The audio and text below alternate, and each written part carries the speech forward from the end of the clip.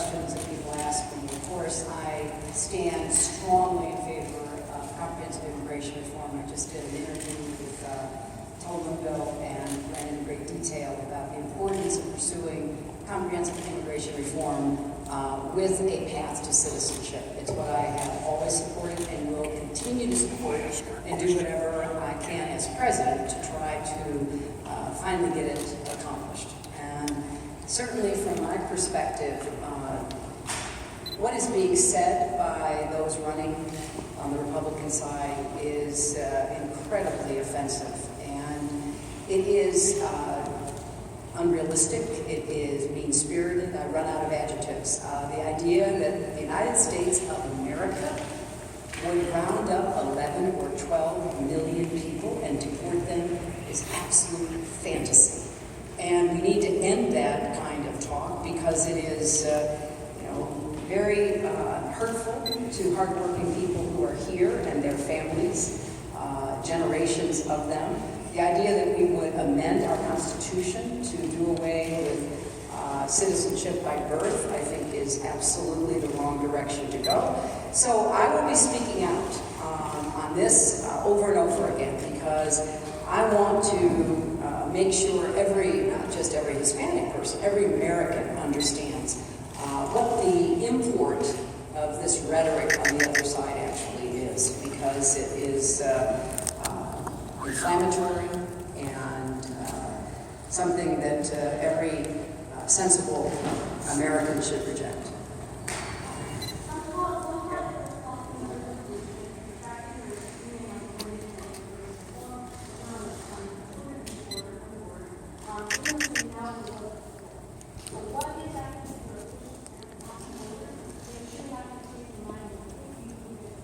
Well, first of all, my position on comprehensive immigration reform hasn't changed one bit. I voted for, supported, sponsored, fought for, argued for comprehensive immigration reform and whatever other piece of it, like the Dreamers, that appeared before the Senate when I was in the Senate. That is a position that predates my being in the Senate, and I continue to hold the same position. Specifically with respect to children on the border, if you remember, we had an emergency. And it was very important to send a message to families in Central America: do not let your children take this very dangerous journey, because a lot of children did not make it. They were robbed, they were raped, they were kidnapped, they were held for ransom by smugglers. So I think it was the responsible message that I, and many others, including the White House, was trying to say to families: do not let your children, your young children, do this. Now I think we have a different problem because the emergency is over. We need to be moving to try to get people out of these detention centers, particularly the women and children. I think we need more resources to process them, to listen to their stories, to find out if they have family in this country, if they have a legitimate reason for staying. So I would be putting a lot of resources into doing that. But my position has been and remains the same. Ken, so on Twitter, you said that you opposed the Arctic Bill plan by President Obama. Why do you think the plan is flawed? If you have a strong view on this one, why not make it Right. They're very similar. No, they're not. They're very different issues. First of all, the Arctic drilling issue is not one that I have had any involvement in. I had no official involvement in it. I had no responsibility for it. I am expressing my personal view based on my review of the information that we have available. I think the very grave difficulties that Shell encountered the last time they tried to do that should be a red flag for anybody. I have been to the Arctic. I have been to Barrow, our most northernmost outpost in the United States. And I think we should not risk the potential catastrophes that could come about from accidents in looking for more oil in a pristine, one of the few remaining pristine regions of the world. Rather, we should be focusing on clean, renewable energy and moving heaven and earth to provide the tax incentives, the financing, setting the goals, as I'm doing in my and energy policy. And on the other issue, I've said repeatedly, I would really hope that there would be a decision, and I have been waiting for it because I do feel a sense of responsibility having been involved in the process early on. But I am getting impatient because I do feel like at some point a decision needs to be made, because I'm not comfortable saying, I have to keep my opinion to myself, given the fact that I was involved in it. So at some point I may change my view on that, but hopefully somebody will write this and somebody in the State Department or the White House will say, hey, you better hurry up and get that decision made. So. Thank you, Jeff.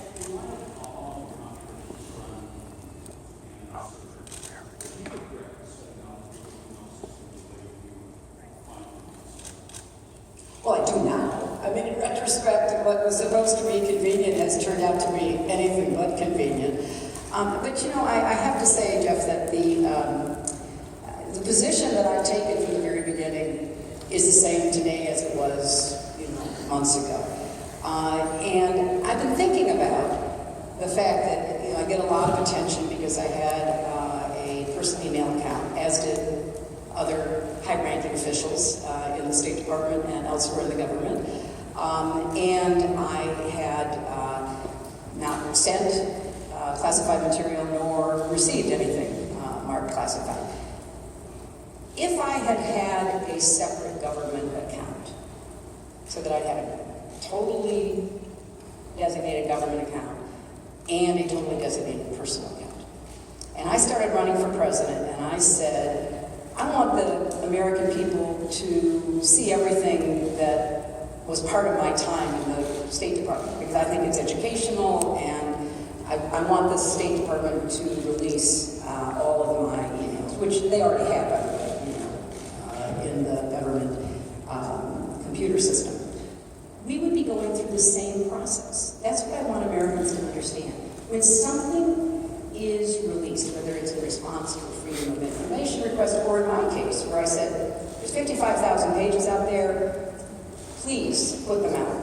There is a process that has to be gone through. We want to make sure nobody's personal email is on there, and other personnel issues, those kinds of things. So we would be going through the same, because other agencies get to make the same claims. Like, this may not have been an issue in 2009, but now it is. Or in 2011, this should have been handled differently than it was. It has nothing to do with me. And it has nothing to do with the fact that my account was personal. It's the process by which the government, and sometimes in disagreement between various agencies of the government, make decisions about what can and cannot be disclosed. So I'm very comfortable that, this will eventually get resolved, and, the American people will have plenty of time to figure it out. So let's do one more. Secretary Clinton, Secretary Clinton, you're plugging this in the process. Bob Stewart yesterday was suggesting there's shades of Watergate here and how you're reacting. And Eugene Robinson, who's not a sort of political columnist, Washington today, said that at the very least, you stonewalled and you said you should tell the American people, I'm sorry, I was wrong. But instead, in recent days, we've come to Snapchat, you blame the Republican attack. Is the leadership about taking responsibility? Well, I do I take responsibility.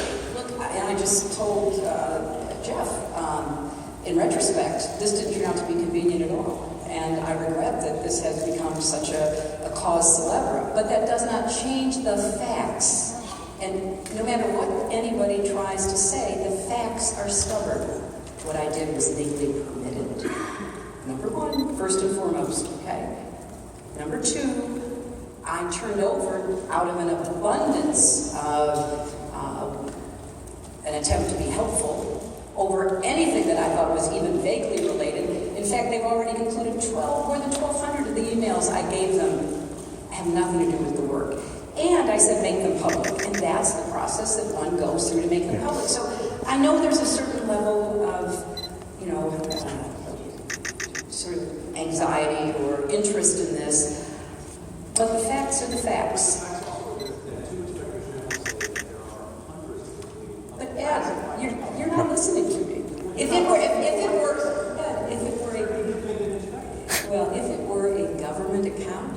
basically saying the same thing. The fact, Either way, no, it's, well, classified this, information got out. this is a, well, first of all, that is not in any way agreed upon. State Department disagrees. That happens all the time in these efforts to say what can go out and what can't go out. That is a part of the ordinary process. Everybody's acting like this is the first time it's ever happened. It happens all the time. And I can only tell you that the State Department has said over and over again, we disagree. So that's what they're sorting out. And that's what happens a lot of the times. But whether it was a personal account or a government account, I did not send classified material and I did not receive any material that was marked or designated classified, which is the way you know whether something is. What you're seeing now is a disagreement between agencies saying, you know what, they should have, and the other saying, no, they shouldn't. That has nothing to do with me. If it had been a government account and I said, release it, we'd be having the same arguments.